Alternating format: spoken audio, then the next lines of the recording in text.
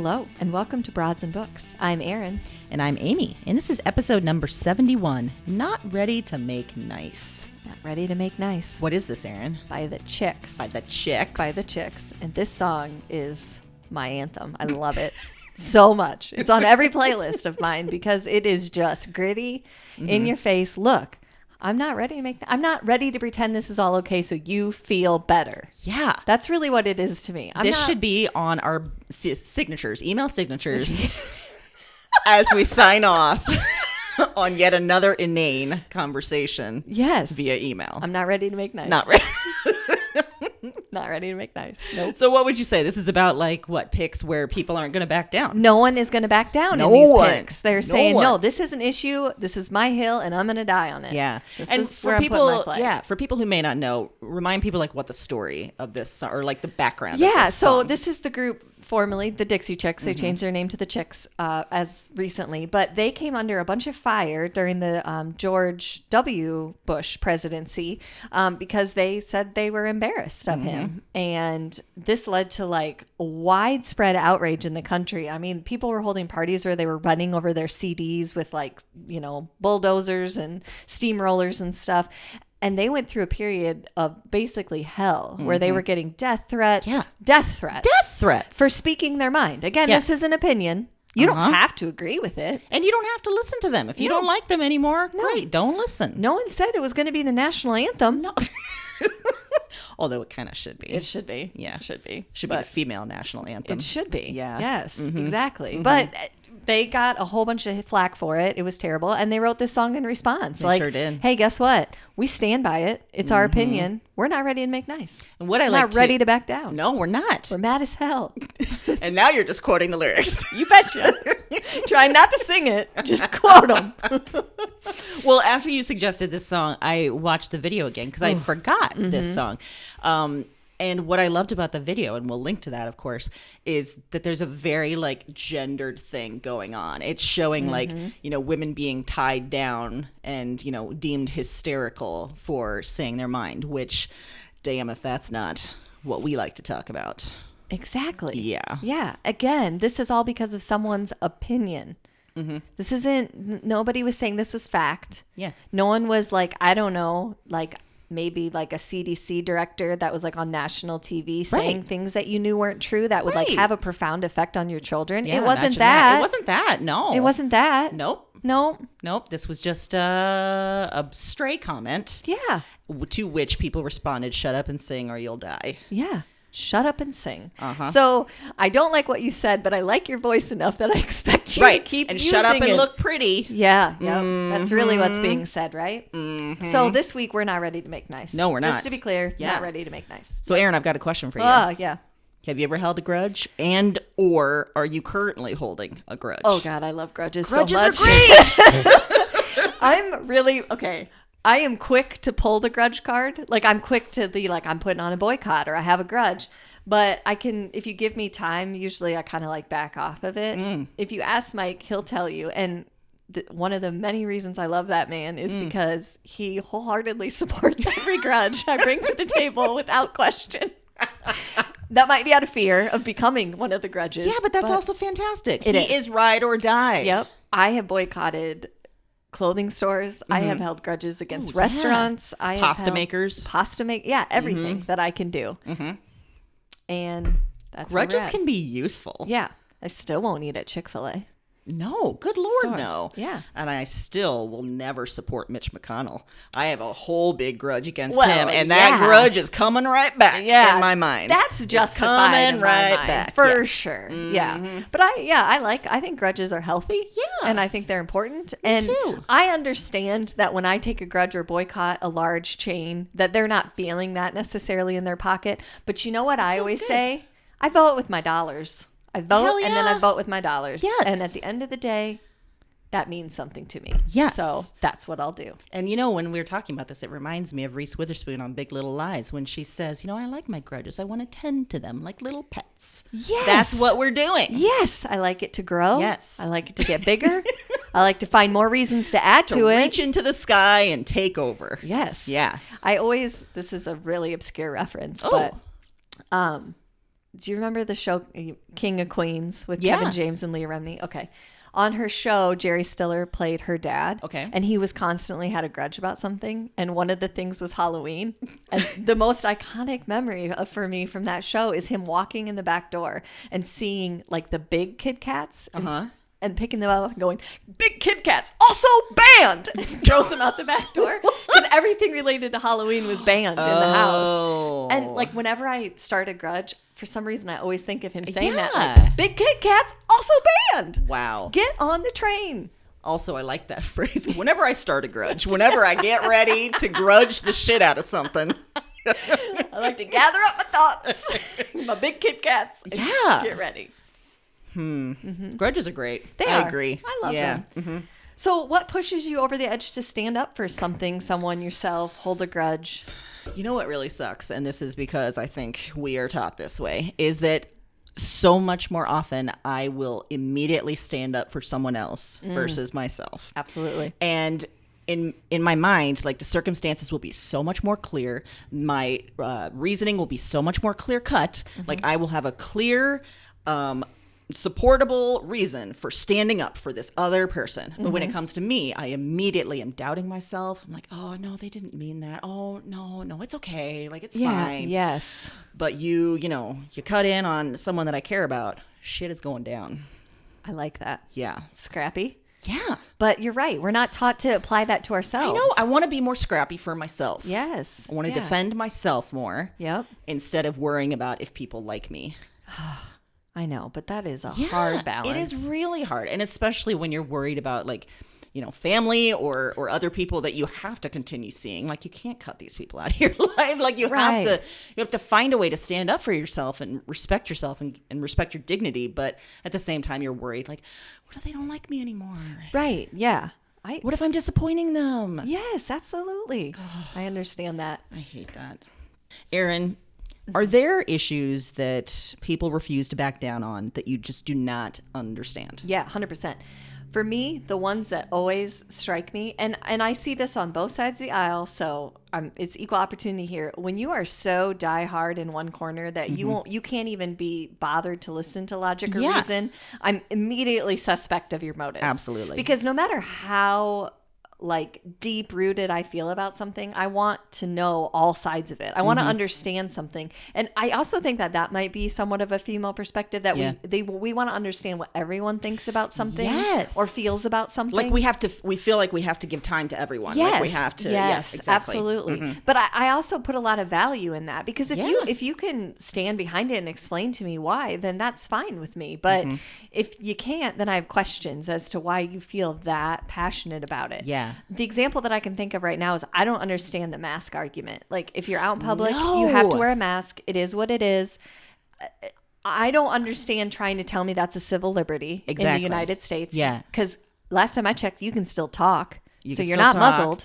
You can talk through a mask. Like you've said before, like we hang signs, no shirt, no shoes, no service. People respect that. What the hell is the problem with a freaking mask? Exactly. I remember distinctly when restaurants said there was no longer going to be smoking in restaurants because the other people in the restaurant weren't making the choice to get secondhand smoke. Right. That was the exact reason for it. And people lost their minds. How dare you? I have a right to smoke everywhere. Now, besides a casino in Vegas, maybe, if you lit up somewhere, people would be aghast. Yes. And look how quickly that culture changed. Yeah. Same thing with seatbelt law. That was not a thing people were behind. They were like, that's insane. If I want to throw myself through a windshield in a high-speed crash, it's my right. And all of these are about like, subjecting yourself to danger and like, it's my right to do that. Cool. But how about subjecting others to danger? Because that's what the point of this entire thing is. Yes. That you don't have that choice or ability.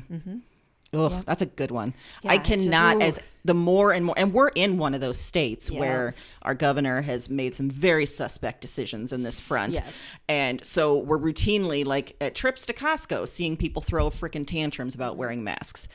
I know in other states it's not necessarily the same in other cities. Even some of the authors that we've talked to, they've said this is not the situation. But here it is, and I still cannot figure out what is so wrong with people.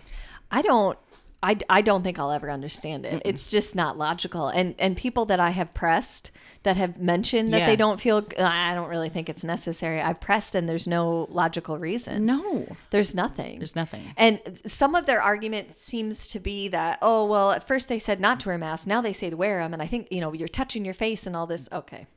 First of all, it's a pandemic. So information is going to ebb and flow. Everyone is learning. We're evolving. Like knowledge Absolutely. is, changing.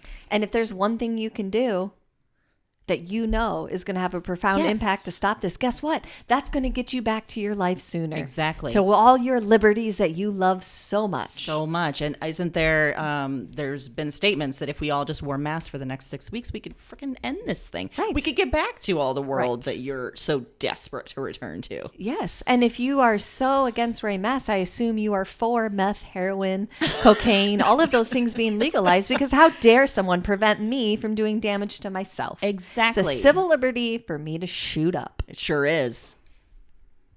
You can't pick and choose. You can't pick and choose. God, people suck. Also, retake history, because that's not what civil liberties means. It's but, not. okay, it's not. No. Nope. Nope. Also, reread the Constitution. There's a whole thing in there about the greater good. I'm just saying. Yeah. I'm just saying. Just saying. Mm-hmm. I'm just saying.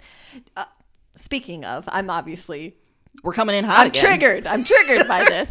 Do you think that there's value in anger? God damn right there is. Mm-hmm. I think that every single bit of progress that we've had in this country, in the world, is fueled by anger. Mm-hmm. No matter if it's a movement that's clarified as nonviolent or anything, there is anger behind that at the situation. There's anger at the way things are. So yes, anger is a fueling force for change, and we need it.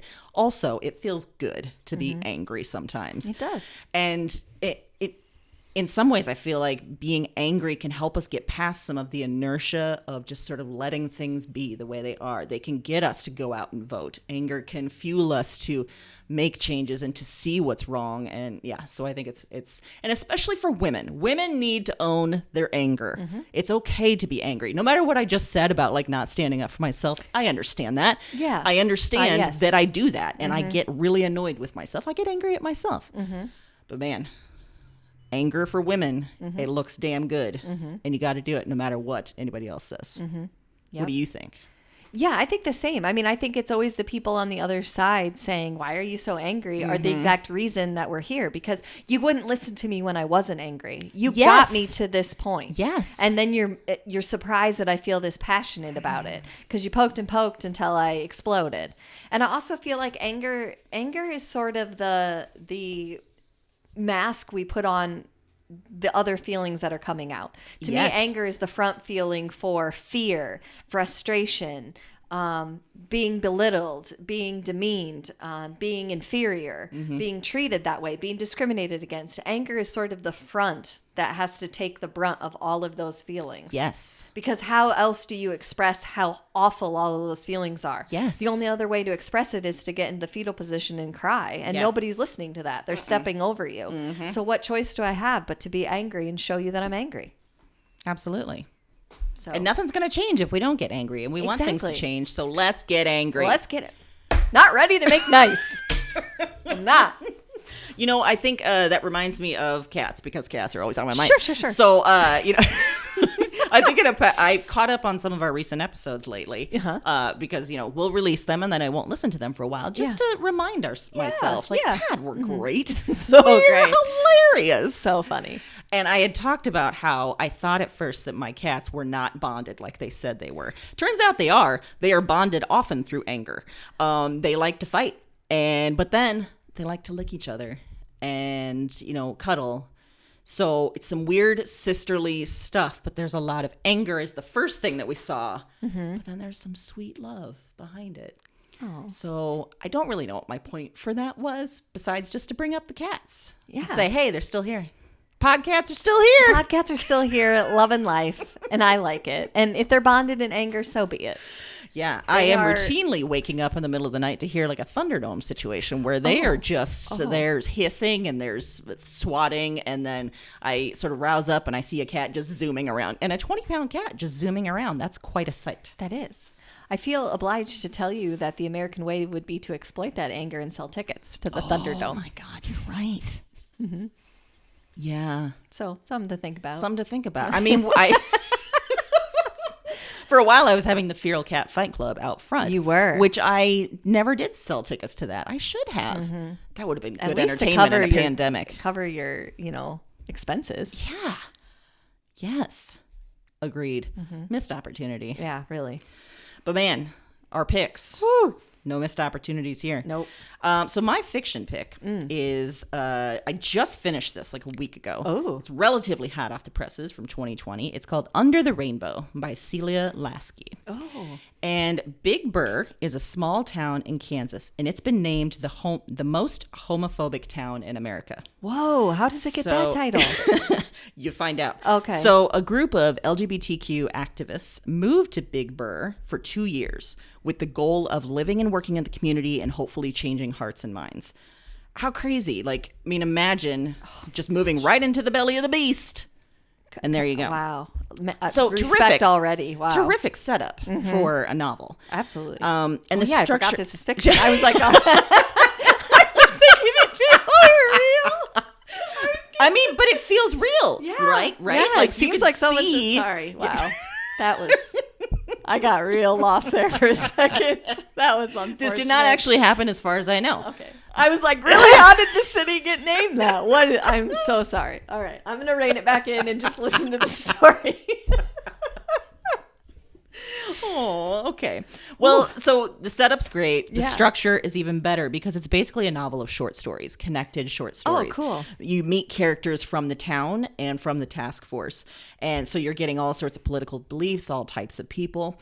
But what I really love about this is it's sort of pushing past what you might anticipate into who these people really are, why they say and do the things they do. So it's funny because when I first started this, the two voices, the two sort of stories that I read first were the characters that I definitely liked the least. And I almost didn't keep reading because I just wasn't in the headspace to like read about people sure. I didn't like. Right. You know? I understand that. But so I almost put the book down, but I did not. And I'm so glad I didn't because, well, the first voice is the daughter of two lesbians that one of them had moved here for the task force. And so the daughter's used to living in LA, used to just, seeing the modern world, but then moves to Big Burr and is, faced with this almost like step back in time and trying to figure out how she fits to the point of sort of not admitting who her family is. Right. The second is a Christian conservative woman who takes this task force presence and this billboard that they put up as like a personal affront. So when I first read it, I was almost like, these are sort of stereotypes. I don't know if I'm going to, get into this. But then you meet Linda, who is a mom who's recently lost her son in a car accident. And she finds that the only people she can handle being around are these strangers in this task force because they're not talking to her about, they don't remember her son. They don't they're not, trying to remind her of who she was. They are accepting this woman that she is now. You meet Gabe, who is a closeted gay man who he's like 45. He's trying desperately to avoid looking at Grindr while he's out hunting so that he can keep his wife, keep his son, keep his normal life. And you meet Harley, a non-binary person who's living in this small town and dodging questions left and right of like, what are you? Who are you? What is this kind of thing? So I chose, there's lots more characters too. Yeah. And I chose for this theme because I think the idea behind this sort of 2-year experiment is this group of people who won't back down from this potential fight to almost a dangerous extent of actually moving to this town and trying to change hearts and minds. And I think that some of the people that won't back down from their rigid beliefs and practices, if they did, it could give them greater joy and fulfillment in their life, as you see in some cases. But some of them are just clinging so tight to what they think they believe and what they think is right to their misery, honestly. But where it gets really interesting and poignant is when you get past this sort of warring mindset and just have people meeting people and just, living life and starting to be around these people regularly and realizing, oh, they're not terrifying. Oh, they're not, exactly who I thought they were. So I think it's a super satisfying read. Each new chapter story builds towards this overall revealing picture. It's really, really touching. I enjoyed it very much, even though it is a novel. as you almost forgot at the beginning. Yeah. I mean, it sounds so realistic that would actually be. I mean, you had me. Yeah. Yeah. No, it sounds great, though. I don't think I'd heard of that prior to No, you I bringing just it up. I went book shopping for the first time since all this crap started on my birthday, and it was not as a relaxing experience as it usually is. Yeah. So I kind of picked the first few books that I liked and got the hell out. Yeah. And I'm glad I did, though. Yeah. Yeah. That's important. Mm-hmm. Gets little injections of normal. Yes. I got you. Well, I went way, way back on this one. Okay. To the way, way, way, way back. Okay. 1892 way back. Whoa, that's way back. The Yellow Wallpaper and Other Stories by Charlotte Perkins Gilman. Oh my. I know, right? This collection, this particular one that I'm talking about, it has 7 of her best. It's best known by the 1892 title of this collection, The Yellow Wallpaper. And let me tell you, this collection holds. Like, from 1892. Like, I mean, wow. Okay. This woman was amazing. Nails it. Yeah. Mm-hmm. So all of her stories, in my opinion, are about women that are not backing down. Now, whether or not their end is what they want it to be or how they hoped it would be is really immaterial to the fact that they're not backing down in these stories. The title story, The Yellow Wallpaper, is actually following a woman's kind of descent into madness, basically at the hands of her very ultra controlling husband. And the yellow wallpaper is very much a symbol for everything around her in this life. And it is gripping. There's a little bit of almost like a terrifying element to it. There's almost some humor in there. It is. But ultimately the story is, look, I know just because I'm a woman doesn't mean I don't have a voice, doesn't mean that what I have to say about this doesn't matter. It does matter. Mm-hmm. And for 1892. Yeah, it's major. Major. But what's kills me is that it's still important today. It's 2020 and we're still here. Still fighting some of these same fights. Yes. I first encountered this particular volume in college. It was assigned in a class, and I still return to it every now and again because I love it. And it's a classic that I need. You know, we talk a lot about classics that maybe we wouldn't necessarily need to teach everyone. Yeah. This is a great example of something that could be put in and taught to everyone, and they could benefit from it because it has so much to say about standing up for yourself, finding your voice. She wrote over 200 stories in her lifetime. These are just 7. Good Lord. Yeah. So she had a lot to say and was not going to be stopped. And so even the author herself, in my opinion, is a woman who wasn't backing down. Yeah. Who had a lot to point out. It's a very thin volume. I mean, The Yellow Wallpaper, the story itself is like 17 pages. Mm-hmm.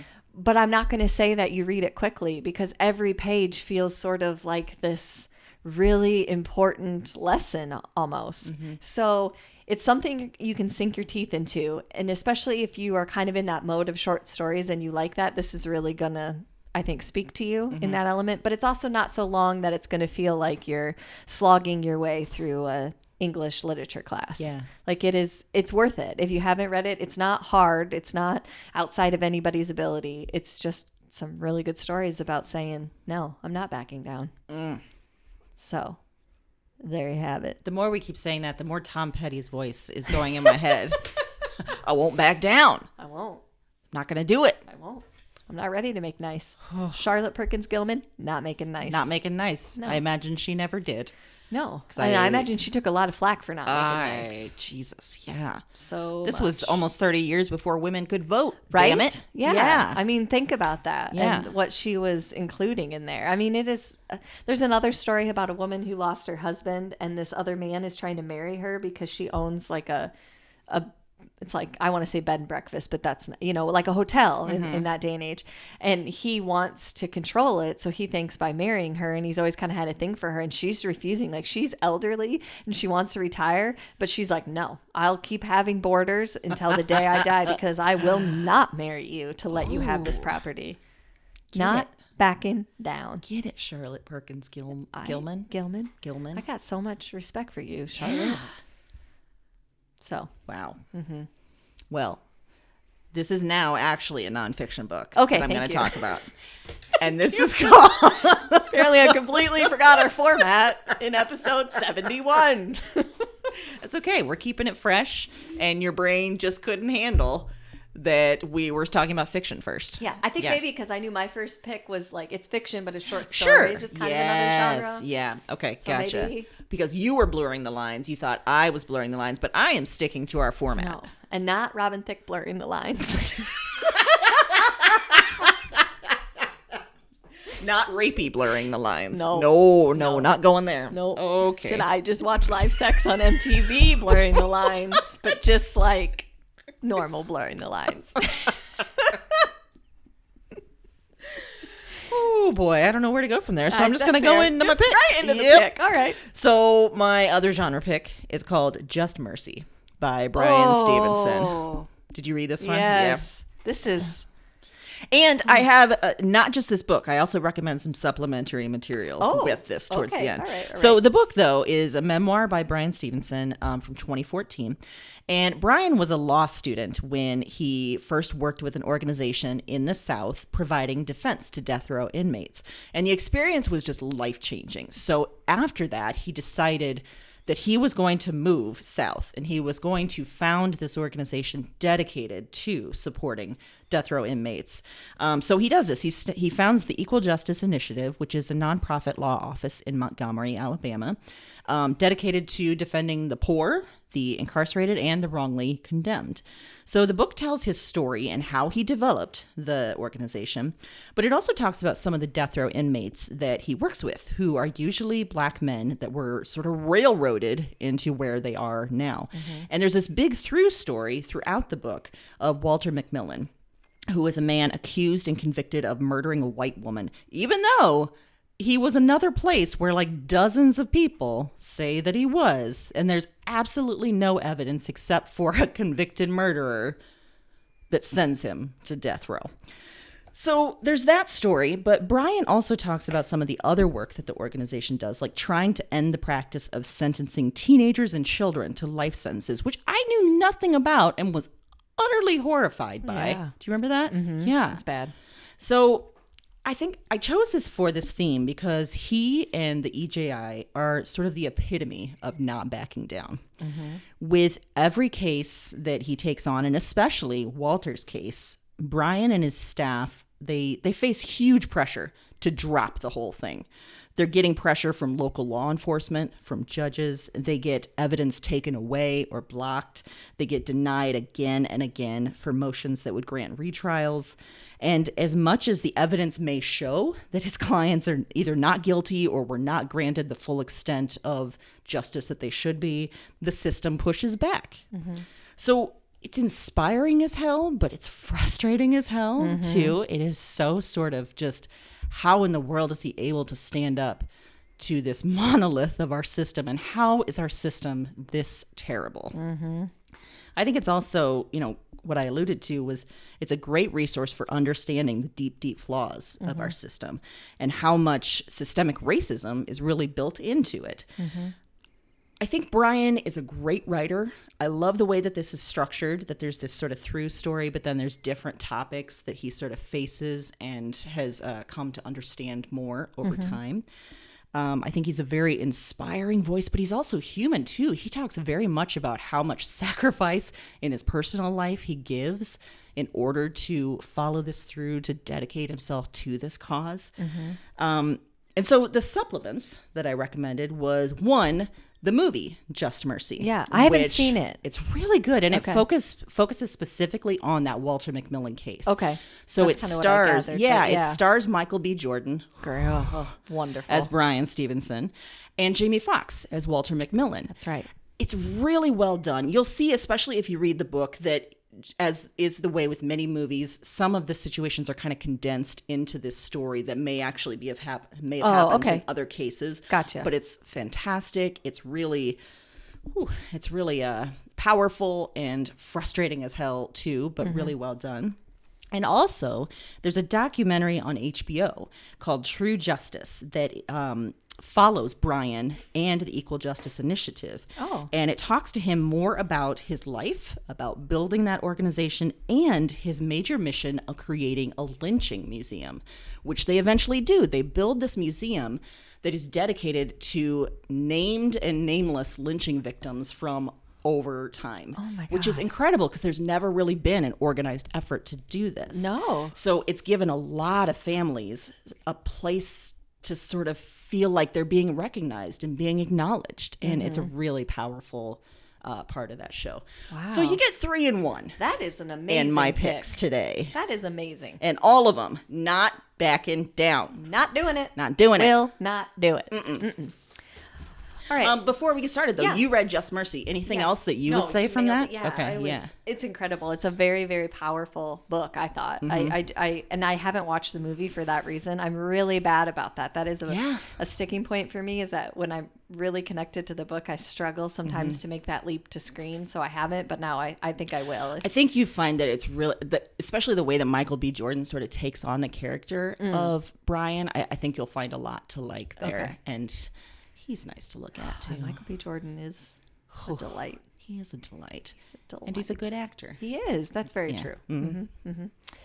Well, when I was thinking about this theme and thinking about what I was going to do for the other genre pick, and maybe particularly this week in my business life, I was reminded of some things that I find difficult about sometimes being a female in the business world and sometimes just existing in the business world, male or female. And one of the things that I think is difficult specifically for females is, and we talked about this sort of at the beginning, how do you stand up for yourself and be tough without losing what makes you you? I am by nature not a confrontational person. I'm by nature not the type of person that thrives in those situations. I consider myself to be somewhat soft-hearted. So how do I stand up for myself and project a strong image without losing that part? Yeah. Because sometimes I feel like you have to shut that down almost to Yes. be able to do that. So I was thinking about business books I've read because it was relating to me in the business sense. And what I realized is I kept going and going. And I'm like, no, yeah, that one was good for this, but no, nobody was hitting on how I was feeling. And then I remembered Daring Greatly, How the Courage to be Vulnerable Transforms the Way We Live, Love, Parent, and Lead. Brene Brown? By Dr. Brene Brown. Boy. And then I was like, and that's it right there. That is the business book that everyone needs.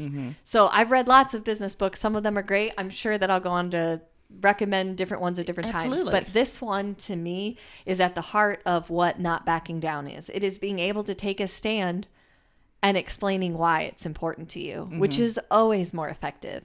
So the main premise of this book, it was published in 2012, and you very well might have heard of her. I mean, she's everywhere, and she's written a lot of great books, but this one is really about embracing vulnerability and imperfection so that you can engage and you can explain and you can help lead and help others see, which to me is actually the ultimate form of not backing down.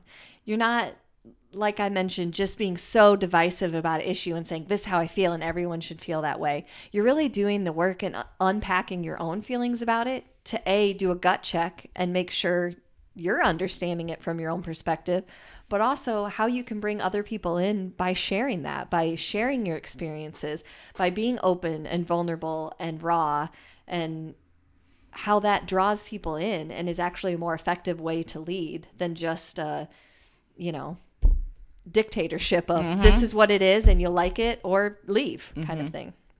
So I like that a lot of what she has to say, standing up for yourself doesn't mean that you have to be hard or unfeeling by any means. In fact, great leaders actually do the opposite. They feel very deeply and they look at things very pragmatically because of that, because they understand that it's humans on every side of every issue.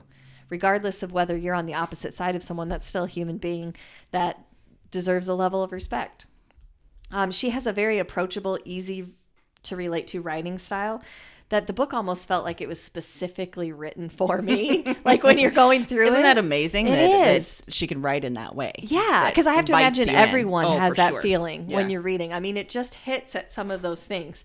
And to me, it's a really great antidote because a lot of the business books, and even ones that I love, are written by men. And they're about, well, this is what you do, and this is what you do, and this is what I did, and these are my accomplishments. And that has a purpose. I'm not saying it doesn't. But it also does a disservice. And this to me is a great example of how it does a disservice, is that we're not talking about being a human Right. and doing a job, which is what we all are. Yes. So that's why I picked it. because I needed it this week, to be honest. Well, two things.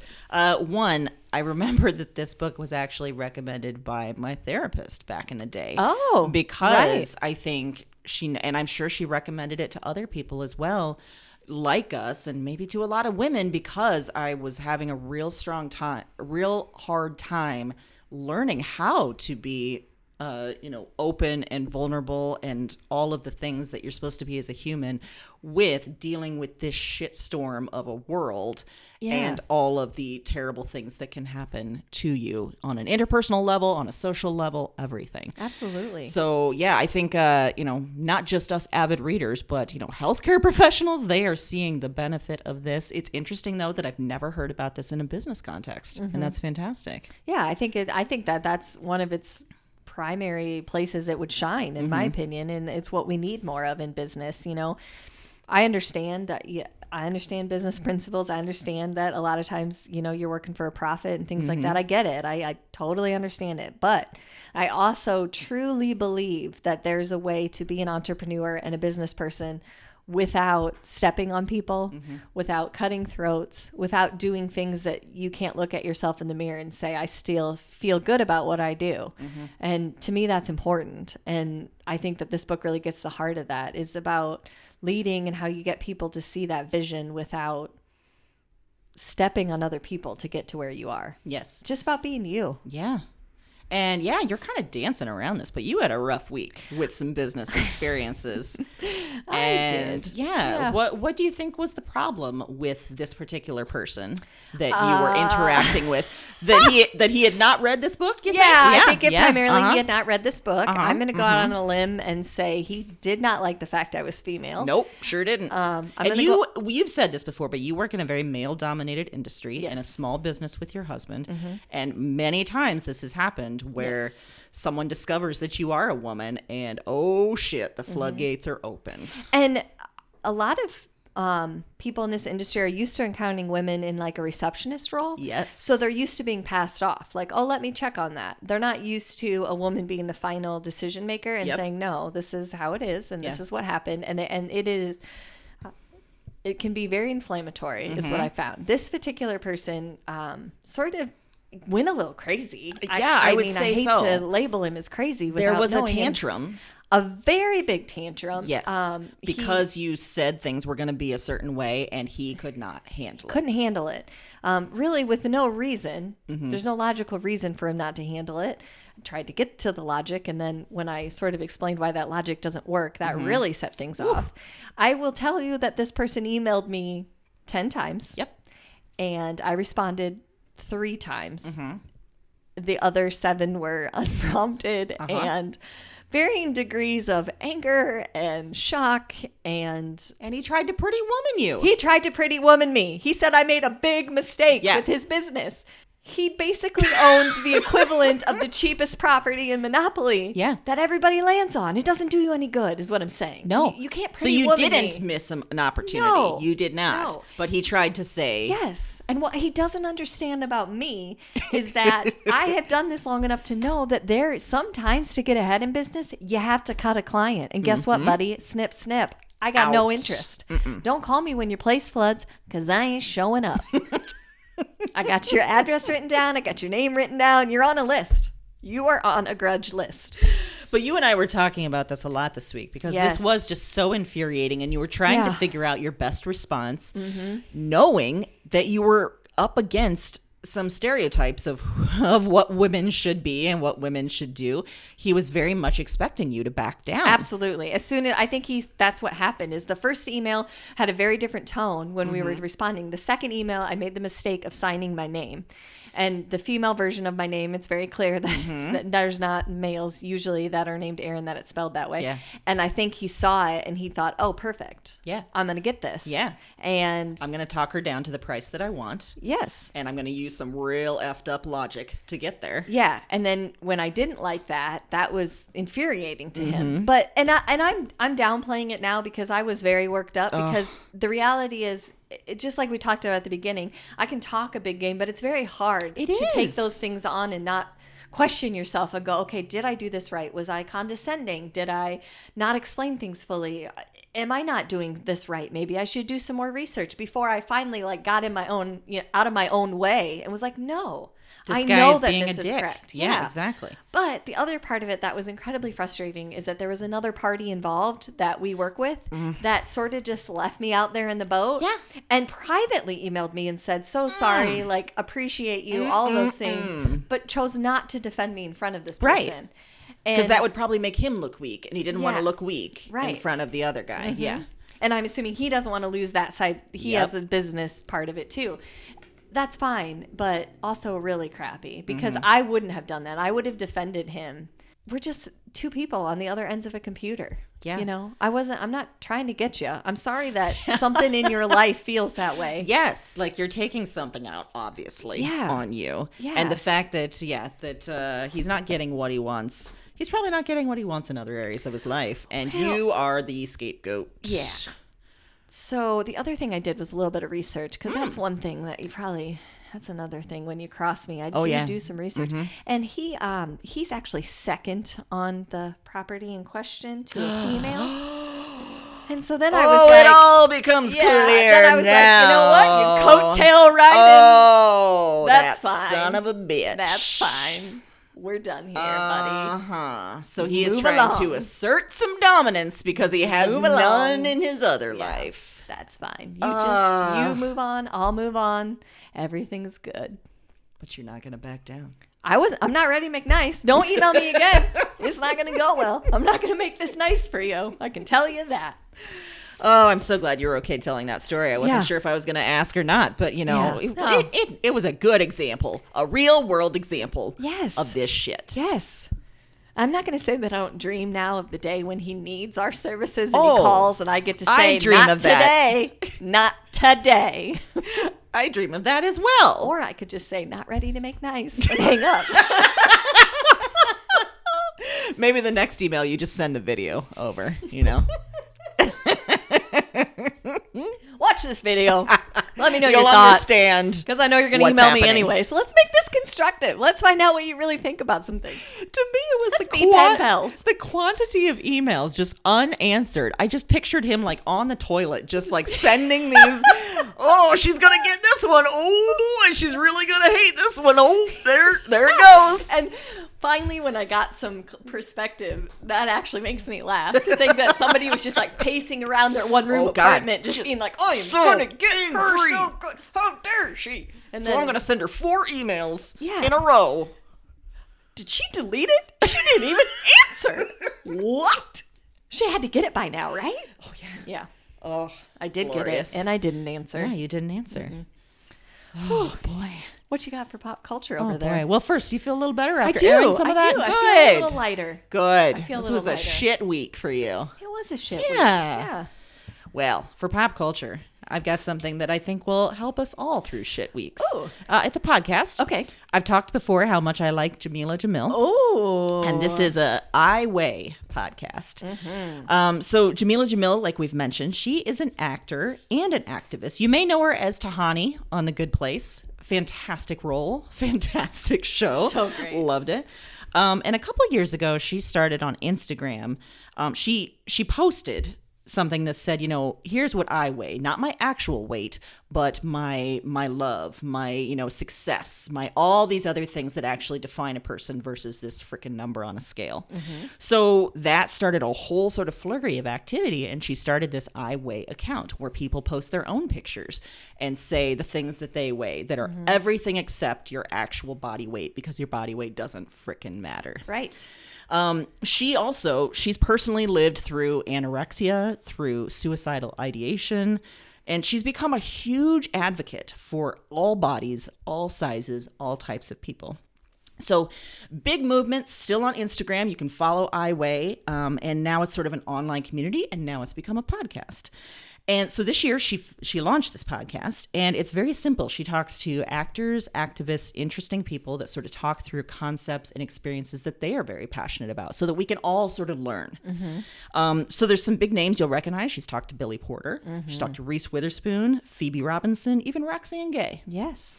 But there's some new names for me that have been absolutely, I've loved some of these interviews. One is Alok, who is a gender nonconforming performer who advocates for fashion for all and the idea of like degendering fashion. Like, a suit doesn't have to be just for a guy. A dress doesn't have to be just for a girl. Why do we even have these ideas about what's masculine or feminine? Right. Fantastic. There's Stephanie Yeboah, who is a fat activist and model, who talks about sort of the intersection of fat and black, how bodies are so much more regulated when you are both of these things. And Rachel Cargill, who is an academic and an activist, who talks about, this was really fascinating to me. She sort of pinpoints the problems with white feminism versus sort of inclusive feminism. And true to my heart, being childless by choice and how empowering that is. Yeah. So tons of interviews so far. I think she's on episode 24 or something like this. And I chose for this theme for several reasons. I think that she and the people that she talks to, they push back against marketers and companies that say that only super, super thin bodies are beautiful and that only white bodies are valuable and that only like hetero bodies matter when it comes down to it.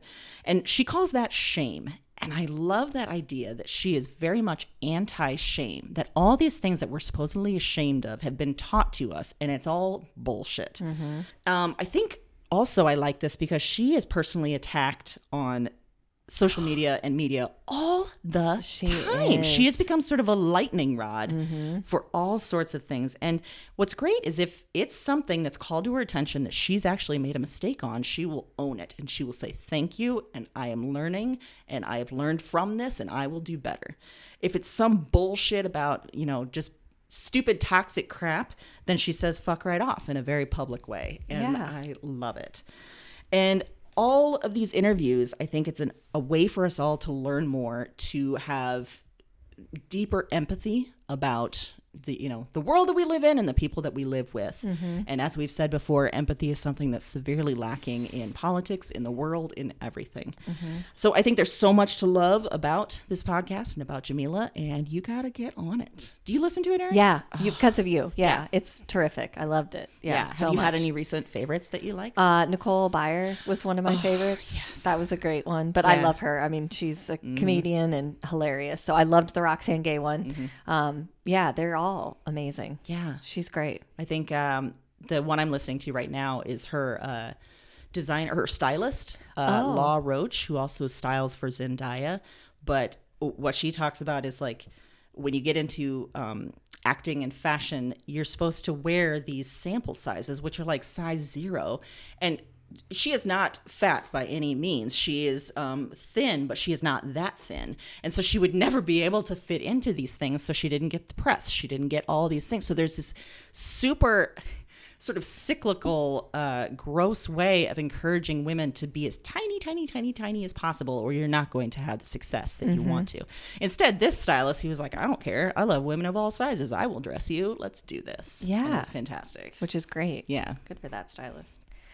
Well, I'm going to try and explain my pop culture prick without getting too upset and or crying. Oh, my goodness. Here we go. I personally devastated by some news a couple days ago. And so I'm recommending RBG, the documentary. By Julie Cohen and Betsy West. As we know, Ruth Bader Ginsburg passed away on Friday, September 18th. And I immediately thought of this documentary and what an amazing insight these women had into her. I mean, they were given unprecedented access to her, and you can see it in there. And what I love about this documentary is that I think it brings together this side that people know of her. I think they see an image of her and they think they know her, like, oh yeah, she's that Justice. But they didn't really understand where she came from, why she's so important to people, and what she did every day to just continue this fight. I mean, her whole life was dedicated to this cause. It was released in May of 2018. It went on to win an Academy Award for Best Documentary in 2019. To me, it's just a great explanation of a woman not backing down. And that's what she stood for. She graduated #1 from Columbia University Law School and couldn't get a job because she had a daughter. And she was told that to her face, that we won't hire you because you have a child. Now, her husband also had a child, but somehow that was fine for him. And as a female, I've encountered that. When I worked in a different industry, I had people that would tell me, no, we don't want to hire anyone that has kids, or because there's this idea that they're not going to be reliable. or they're not going to be there. Don't worry about dads. Yeah. Unbelievable. So she went on to say, yeah, all right, then I'll make my own way. And that's what she did. I mean, she argued 6 cases in front of the Supreme Court before she became a justice. She won 5. Most notably, she helped help the 14th Amendment include women because it didn't. But what really speaks to me, and she says it in her own words, is that when she looks at discrimination, and whether you look at that from a female point of view, from a minority point of view, from everything that's going on right now in our world with racism, she said, oftentimes the people that say it doesn't exist are the people that are living it, are the people that are perpetuating it. So if you're one of those people who says these things don't exist, you might need to look at what position you hold and look around, because you're not seeing it from someone else's point of view. Yeah. And she talks about how often in her career she would bring that up and people couldn't understand what she was saying. Like, there's no discrimination against women.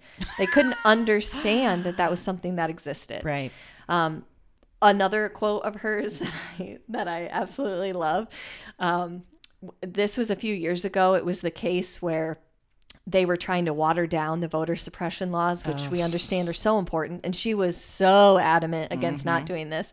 And her famous quote was, "That is like throwing away your umbrella during a rainstorm because you're not getting wet." Oh. And I mean, can you think of any more simple analogy that sums that up better? Like, easy for you because you have the protection now, but do you understand you're throwing away your own protection? You're opening Like the it's door. going to, you're That's opening exactly the door what to you're doing. affect you. Yeah, absolutely. And I mean, she's hilarious. So the RBG was a play on the Notorious B.I.G., if you know. After this documentary came out, she did some interviews where she was sort of surprised by this, like, she kind of took this, like, rocker status. I mean, they took the Notorious B.I.G. famous picture and put the crown on her head. And in an interview, she was asked, how do you feel about that? And she was like, well, we have a lot in common. And, like, the crowd just lost it because, wait, what? And she's like, I mean, we both grew up in Brooklyn. We both like to explain things in a very lyrical way. Like, she just went for it. And, I mean, how much, that's amazing. Yeah, you just have to respect that. And you know what? I mean, truthfully, what a pioneer. What a pioneer. And I love the quote that you posted both on your personal account and then on Broads and Books, that, how many women she gets asked all the time, how many women should be on the Supreme Court? And she says 9, and people are shocked. And then she said, but it's always been 9 men, and no one was shocked by that. Right. So what's the issue there? Yeah. Yeah, I just love that. I can't express how, Yeah. See, I'm getting upset. I think a lot of us have been getting upset because we're very scared of, and we recognize the amazing power that she's had. Yes. How much she is sort of held against some of the tyranny that is on its way. And it's very, very devastating that she's no longer going to be helping. Yeah. The timing is, I know. It's unbelievable. Yeah. But I also, sorry, you're going to hear my cry voice. That's so all right. enjoy it. I said, you know what? I recommended being vulnerable. So here we are. Here we are. But I think the other thing that has really struck me is that I've seen a lot of people since she passed say, you know what? We got a lot of work to do because if an entire democracy rested on one 87-year-old woman's shoulders, we are effed. Like, she earned her rest. It's our turn. Yeah. Let's do this. And so that's, to me, very inspiring. Yeah. That's what we have to hold on to. And, it's not just because of my own personal views. I think she was important on the Supreme Court because she was so well respected. And when you have someone like that in a position of power, just like, Brene Brown covers, people have to rise to that. So it's not as simple as having a conservative judge who just says this is the way it's going to be. They have to really rise and explain it through legal terms to get it by. Yes, because she challenged them to be better. Yes. And absolutely that's right. really part of her magic too, is when you are that good that you make other people have to be better. Well, my hope is too that, and I'm sure this is the case, that she was an incredible mentor to the other women on the court. Yeah. To lawyers everywhere. Yeah. That could look at her as an example and rise to that occasion. Yeah. And maybe see a path for themselves in the future. Yeah. Yeah. And I hope that that's the case. I do too. Her other famous quote was, when she was at Harvard before she transferred, they said, your nickname was bitch. And she said, yeah, better than mouse. Like, I don't care. So, For sure. yeah, get it. God, I want to be called a bitch by mediocre men because then that's just a Then you're sign getting of it. power. You are getting it. getting it. You're getting it. Sort of on that note. Yeah, hit me with it.